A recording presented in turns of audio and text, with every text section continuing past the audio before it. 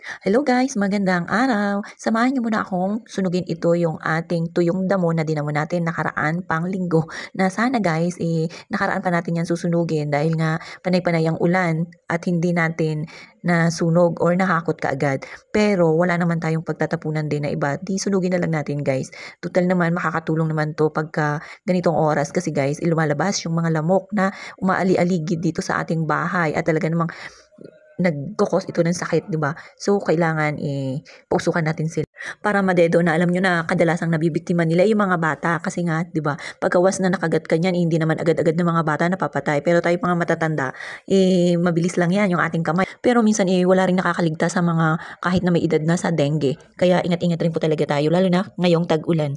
Ito talaga yung cabinet na to guys, paborito to ni Yayam tambayan. Minsan bubuksan niya ito, i-open niya to guys dahil nga marunong na siyang umakyat-akyat. Yan, tatanggalin niya yung mga damit na nakalagay dyan. Tapos guys, ipapatungan niya yan para umakyat dyan. So, di ba delikado?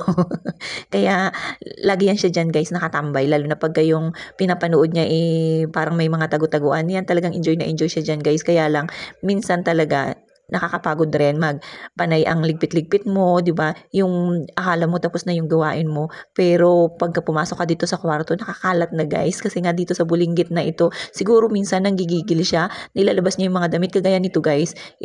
Naligpit na po namin 'yan, pero tinatalian po namin. Minsan pagka nakakaligtaan namin na talian, na-open niya. At ayan nga po, nakakalat nga po diyan yung mga gamit guys kasi pinangkakalat ni Yayam kanina yung mga nakalagay sa basket at inayos ko na nga to isa-isa. Ayan na nga guys, tignan nyo.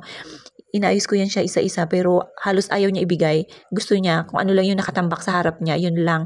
So wala na nga po akong magawa dyan, hinayaan ko na nga lang rin. At dito na nga lang yung sa harap ko mismo yung inayos ko. Mamaya-maya ko na yan aayusin pagka nakalimutan niya na. Kinakausap ko nga po yan siya dyan pero ayan, nakatitig siya, nakafocus siya doon sa kanyang pinapanood. Pero yung mga damit na nasa harap niya, halos ayaw niya pa rin ibigay. Kinukuha ko na nga pa isa-isa para kahit papaano mabawasan yung mga nakatambak sa harap niya guys. At ayan, tingnan nyo tulala na, halos pagod na siya kapapanood, kakatitig ng TV. Ginugulo ko na nga, ayan guys. At ako pa nga yung kanyang nabudol, gusto niya guys, aakyat siya sa likod ko at tinutulak niya nga po ako. So no choice ako kundi laruin siya. So guys, mamaya ako na nga lang yan tutupiin at lalaruin ko muna tong bulinggit na to. Alam nyo naman baka umiyak pagka bingi-bingihan ko pero minsan guys hindi ko pinapansin. Talagang lumilipat siya doon kay nanay. At hindi nga po nagtagal, dumating na nga po yung namalengke yung daddy ni Yayam guys at sabi nga po may mga bisita raw po siyang dadating kaya napag-utusan na naman ako na balatan daw ito yung pipino. Siguro guys, igagawin nilang pulutan. Magiinuman na naman sila guys. Ayan, dahil nga marami po yan yung pipino at wala namang kumakain. Si nanay hindi rin po makakain yan gawa ng wala naman pong ngipin. So ayan, inislice ko na nga po para meron silang may ready doon sa baba. Pero guys, itong tatay ni Yayam magluluto muna raw po ng kanilang hapunan. Ayaw niya nga pong ipagalaw, gusto niya po siya mismo yung magluluto para sa kanyang tropa. Wow. Sana all na lang sinisipag pagka merong bisita, di ba? Pagising ko nga po ng madaling araw at yan, wala na pong tao. Yan lang po talaga yung kagandahan pagka yung tropa nila yung nag-inuman dyan guys, malinis na siya. Kita nyo naman, parang dinlaan lang ng pusa guys. Tingnan nyo nga malinis na malinis. Yan lang yung maganda sa kanila pagka dito sila umiinom. At nung madaling araw nga kanina, pagising ni nanay, nakita ko siya. Medyo nililinisan niya na nga po yung konting kalat na lang na natira kagabi. Kaninang madaling araw dahil nga madaling araw na sila natapos guys. So nag-enjoy na naman sila.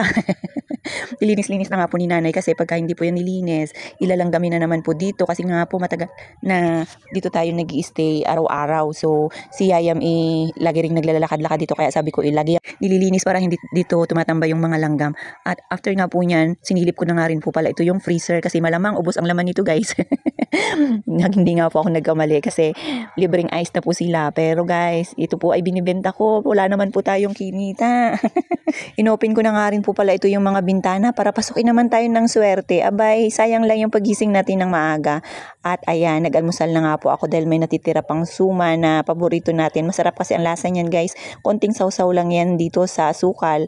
At ayan, pak. 'Di ba, yummy na. Sabayan pa ng kape na black. So, ayan, busog na tayo niyan, guys. Alam nyo, ako si nanay naman, guys, tapos na rin maglinis dito sa aming kusina. At yan, nagprito na nga rin po siya ng isda. Ayan po ay kanyang paksiw na hindi siya nabenta dahil nga po nagluto si Big Boss ng kanyang igado. So, ayan, guys, magbabaon pa nga siya kasi nga po paalis po siya ngayon. Kailangan niya magdala. So, paano ba yan, guys? Sa susunod na video na lang ulit. Bye-bye!